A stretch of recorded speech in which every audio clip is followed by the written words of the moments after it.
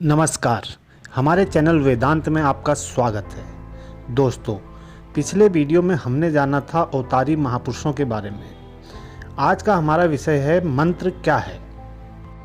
सिद्ध गुरुओं द्वारा शिष्य में आध्यात्मिक ज्ञान का बीजारोपण करना पड़ता है। भारतीय दर्शन के अनुसार नाम और रूप ही इस जगत की अभिव्यक्ति के कारण है। मानवीय अंतर्जगत में एक भी ऐसी चित्तवृत्ति नहीं रह सकती जो नाम रूपात्मक न हो।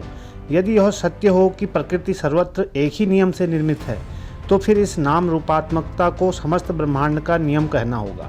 जैसे मिट्टी के एक पिंड को जान लेने से मिट्टी की सब चीज़ों का ज्ञान हो जाता है, उसी प्रकार इस देह पिंड को जान लेने से समस्त विश्व ब्रह्मांड का ज्ञान हो जाता है। रूप वस्तु का मानो छिलका है और नाम या भाव भीतर का गूदा। शरीर है रूप और मन या अंतःकरण है नाम। और वाक शक्ति युक्त समस्त प्राणियों में इस नाम के साथ उसके वाचक शब्दों का अभेद योग रहता है। मनुष्य के भीतर व्यष्टि महत या चित्त में विचार तरंगें पहले शब्द के रूप में उठती हैं और फिर बाद में वे तदपेक्षा स्थूलतर रूप धारण कर लेती हैं। वृहद ब्रह्मांड में भी ब्रह्म, हिरण्यगर्भ या समष्टि महत ने पहले अपने को नाम के और फिर बाद में रूप के आकार में अर्थात इस परिदृश्यमान जगत के आकार में अभिव्यक्त किया। यह सारा अव्यक्त इंद्रिय जगत रूप है और इसके पीछे है अनंत व्यक्त स्फोट का अर्थ। समस्त जगत की अभिव्यक्ति का कारण शब्द ब्रह्म, समस्त नामों अर्थात भावों का नित्य समवायी उपादान स्वरूप यह नित्य स्फोट ही वह शक्ति है जिससे भगवान इस विश्व की सृष्टि करते हैं। यही नहीं बल्कि भगवान पहले स्फोट रूप में परिणत हो जाते हैं और तत्पश्चात अपने को उससे भी स्थूल इस इंद्रिय ग्राह्य जगत के रूप में परिणत कर लेते हैं। इस स्फोट का एकमात्र वाचक शब्द है ओम। और चूंकि हम किसी भी उपाय से शब्द को भाव से अलग नहीं कर सकते, इसलिए यह ओम भी इस नित्य स्फोट से नित्य संयुक्त है। अतएव समस्त विश्व की उत्पत्ति सारे नाम रूपों की जननी स्वरूप इस ओंकार रूप पवित्रतम शब्द से ही मानी जा सकती है। इस शब्द में यह शंका उत्पन्न हो सकती है कि यद्यपि शब्द और भाव में नित्य संबंध है, तथापि एक ही भाव के अनेक वाचक शब्द हो सकते हैं। इसलिए यह आवश्यक नहीं कि यह ओम नामक शब्द विशेष ही सारे जगत की अभिव्यक्ति के कारण स्वरूप भाव का वाचक हो।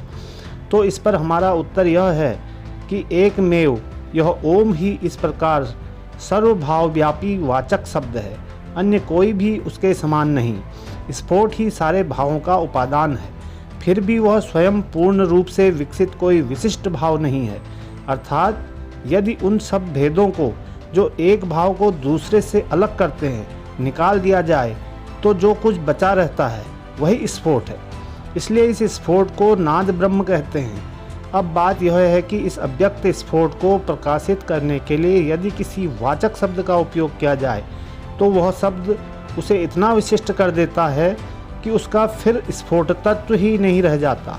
इसलिए जो वाचक शब्द उसे सबसे कम विशेष भावान्पन्न करेगा, पर साथ ही उसके स्वरूप को यथासंभव पूरी तरह प्रकाशित करेगा, वही उसका सबसे सच्चा वाचक होगा। और यह वाचक शब्द है एकमात्र ओम, क्योंकि ये तीनों अक्षर अ, उ और म जिनका एक साथ उच्चारण करने से ओम होता है, समस्त शब्दों के साधारण वाचक के तौर पर लिए जा सकते हैं। अक्षर अ सारे अक्षरों में सबसे कम विशेष भावापन्न है। इसलिए भगवान कृष्ण गीता में कहते हैं, अक्षरों में मैं अकार हूँ।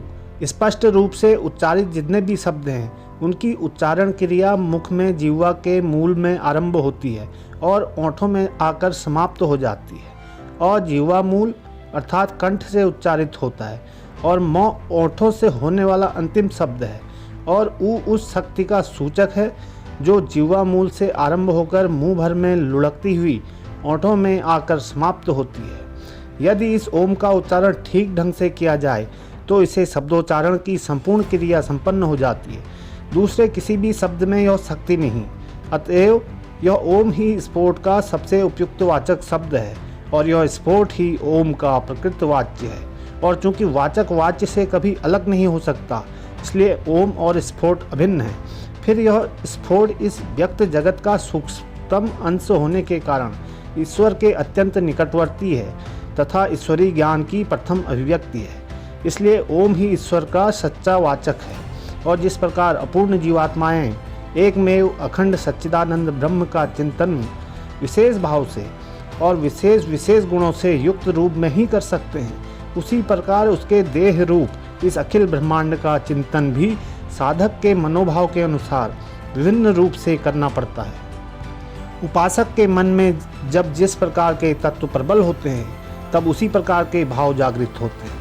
फल यह है कि एक ही ब्रह्म भिन्न भिन्न रूप में भिन्न भिन्न गुणों की प्रधानता से युक्त दिख पड़ता है और वही एक विश्व विभिन्न रूपों में प्रतिभात होता है। जिस प्रकार अल्पतम विशेष भावापन्न तथा सार्वभौमिक वाचक शब्द ओम के संबंध में वाच्य और वाचक आपस में अभेद रूप से संबंध हैं, उसी प्रकार वाच्य और वाचक का यह अविच्छिन्न संबंध भगवान और विश्व के विभिन्न खंड भावों पर भी लागू है। अतएव उनमें से प्रत्येक का एक विशिष्ट वाचक शब्द होना आवश्यक है। ये वाचक शब्द ऋषियों की गंभीरतम आध्यात्मिक अनुभूति से उत्पन्न हुए हैं और वे भगवान तथा विश्व के जिन विशेष विशेष खंड भावों के वाचक हैं उन विशेष भावों को यथासंभव प्रकाशित करते हैं।